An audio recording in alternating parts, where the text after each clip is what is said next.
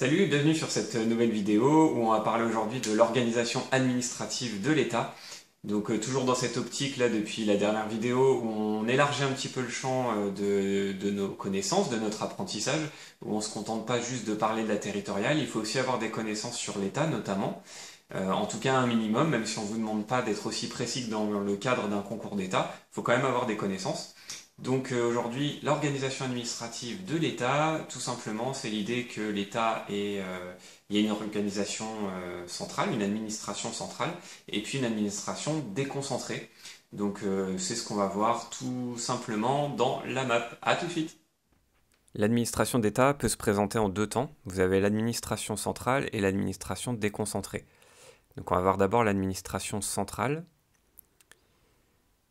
Donc vous avez plusieurs organes dans l'administration centrale. D'abord les organes de conception, de gestion et de décision. Là c'est tout simplement le président de la République.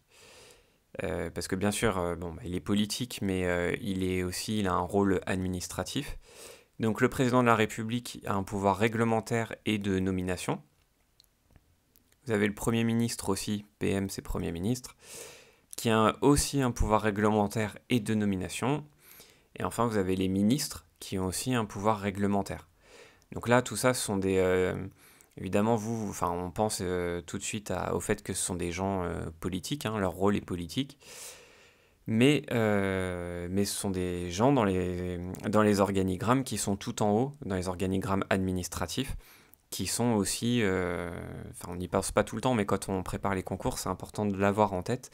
Ces gens-là sont tout en haut des organigrammes administratifs, évidemment. Vous avez aussi les organes de consultation. Donc là, principalement, c'est le Conseil d'État, qui est obligatoirement saisi de tous les projets de loi et qui est aussi saisi des projets d'ordonnance. Vous avez également, en plus du Conseil d'État, le Conseil économique, social et environnemental. Donc voilà pour les organes de consultation. Vous avez aussi les organes de coordination. Donc vous avez le Conseil des ministres, qui est présidé par le président de la République, et les membres permanents de ce conseil, ce sont donc le Premier ministre, les ministres et les ministres délégués. Enfin, vous avez les conseils et comités interministériels. Donc vous avez les conseils restreints. Conseil et comité interministériel, c'est à l'inverse du conseil des ministres, il n'y a pas forcément tous les ministres. Ça peut concerner juste quelques ministères sur certains projets où vous avez 3-4 ministères qui sont mis ensemble sur tel ou tel projet. Donc les conseils restreints, là c'est... alors vérifiez sur Google, mais il me semble que c'est chapeauté par le Premier ministre, voire même le Président de la République, je ne me rappelle plus, avec plusieurs ministres donc. Vous avez ensuite les comités interministériels qui, eux, sont pas forcément chapeautés par le Premier ministre, mais donc là c'est également plusieurs ministres entre eux qui se réunissent. Et le chef, on va dire, entre guillemets, c'est un des ministres.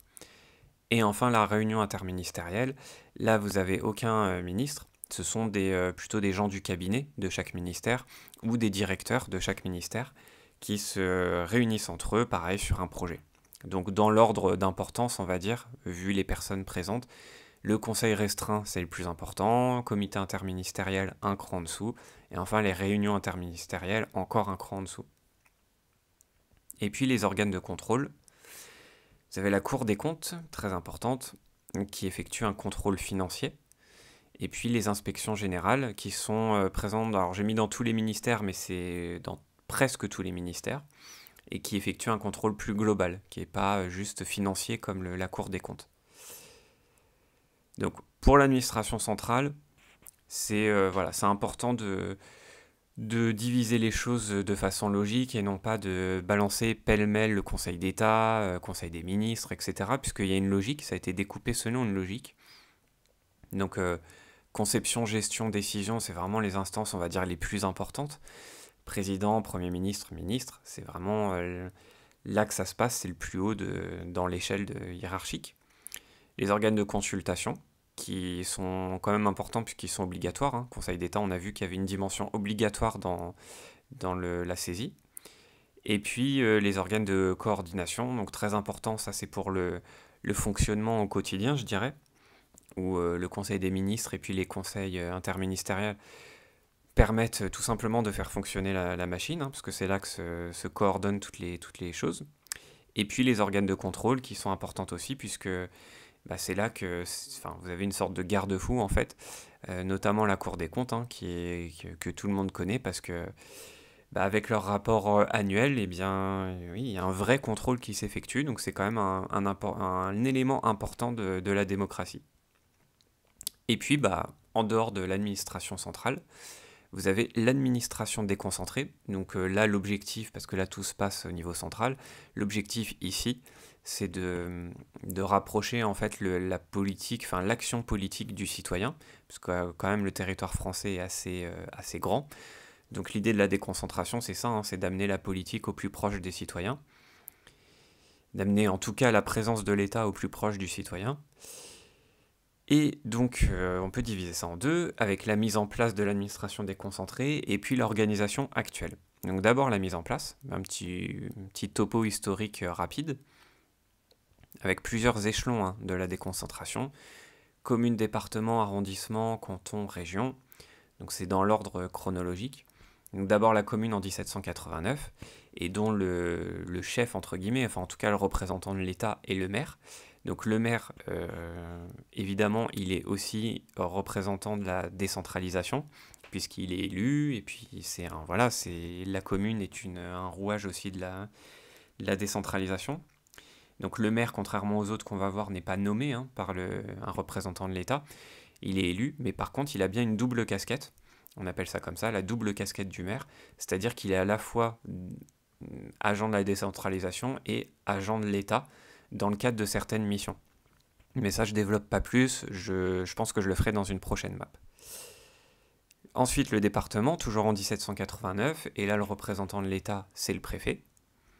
Ensuite, l'arrondissement, donc début 19e siècle, et ici, c'est le sous-préfet. Le canton, donc ici, il n'y a pas de représentant local de l'État. Et puis la région, en 64, et ici, vous avez depuis 64 le préfet de région.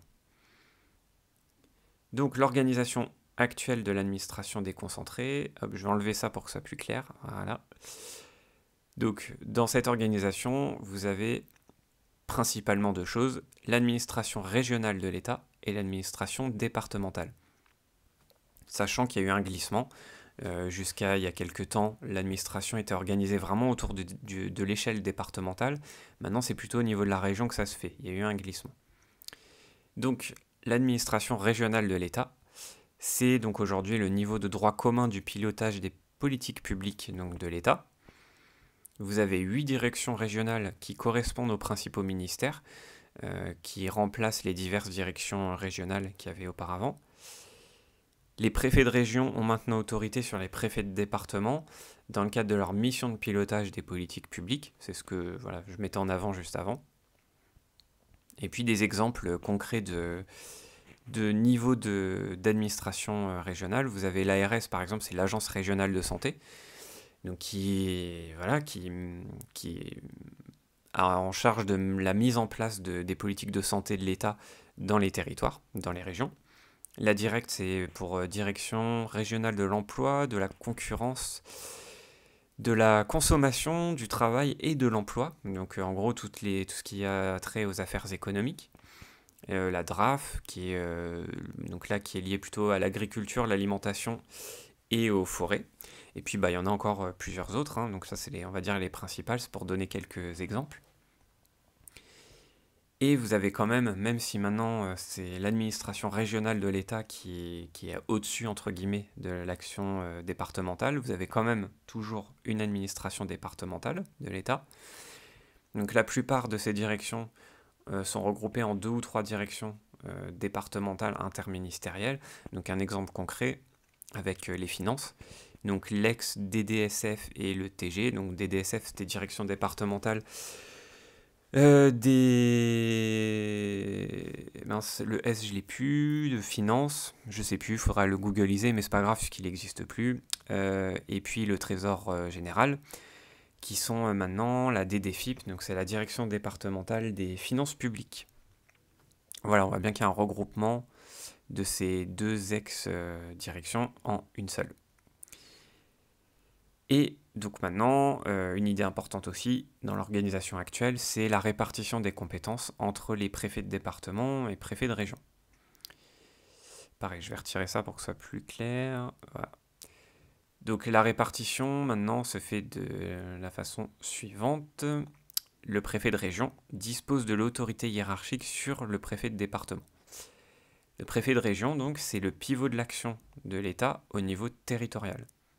Alors que le préfet de département, lui, il a surtout des compétences en matière de sécurité publique et de contrôle administratif. On a vraiment une répartition maintenant des tâches, où le préfet de région, c'est il a en charge la mise en œuvre des politiques publiques de l'État, et le département, c'est plus l'aspect sécurité, salubrité publique, etc.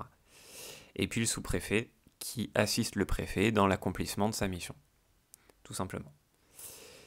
Voilà donc pour une présentation de l'administration d'État, donc assez succincte, qui clairement n'est pas suffisante si vous préparez les concours de l'État. Hein. Là, c'est vraiment une présentation dans l'optique de préparer les concours de la territoriale, où ça vous donne une première vision de la chose, et qui peut vous permettre de vous dépatouiller si on vous pose des questions sur ces administrations centrales et déconcentrées. Ça vous donne une trame, et du coup, vous avez des billes pour pouvoir répondre à toutes ces questions. Si les maps vous plaisent, n'hésitez pas à déjà aller voir les autres, parce qu'il y a beaucoup de maps sur d'autres sujets, et puis à vous abonner à la chaîne, comme ça vous recevrez des petites notifications dès qu'il y a une nouvelle map qui paraît. Et je vous souhaite une très bonne journée, à bientôt.